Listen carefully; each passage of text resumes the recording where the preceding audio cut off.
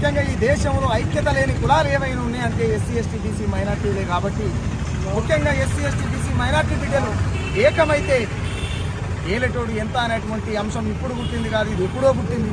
మనం ఇంకా ఐక్యతగా లేము కాబట్టి ఇంకా ఉద్యమాలు కొనసాగుతూ ఉన్నాయి. నిజంగానే ఎస్సీ ఎస్టీ బీసీ మైనార్టీలలో ఐక్యత అనేది కనుక ఉంటే మనం ఈరోజు ఈ ఉద్యమాలు, ఈ ప్రాణత్యాగాలు, ఈ నెత్తుటి దారులు ఇవన్నీ అవసరం ఉండేటివి కావు.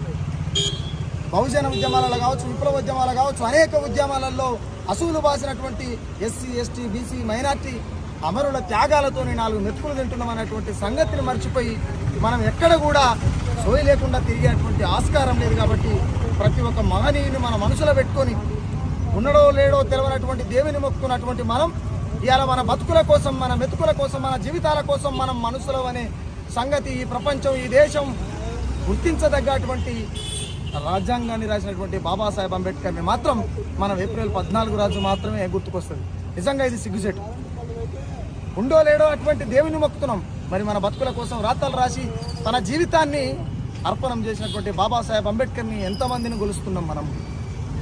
మహనీయుల త్యాగాలు జ్యోతిరావు పూలే కావచ్చు, పెరియార్ కావచ్చు, కాన్సీరామ్ కావచ్చు, ఇట్లా చెప్పుకుంటూ పోతే దళిత బహుజన బిడ్డల కోసం వాళ్ళ జీవితాల్ని రణంగా పెట్టి వాళ్ళ జీవితాల్ని ప్రజల కోసమే త్యాగం చేసినటువంటి వాళ్ళ కాళ్ళు మనం ఎన్నిసార్లు మొక్కితే మనం రుణం తీర్చాలి.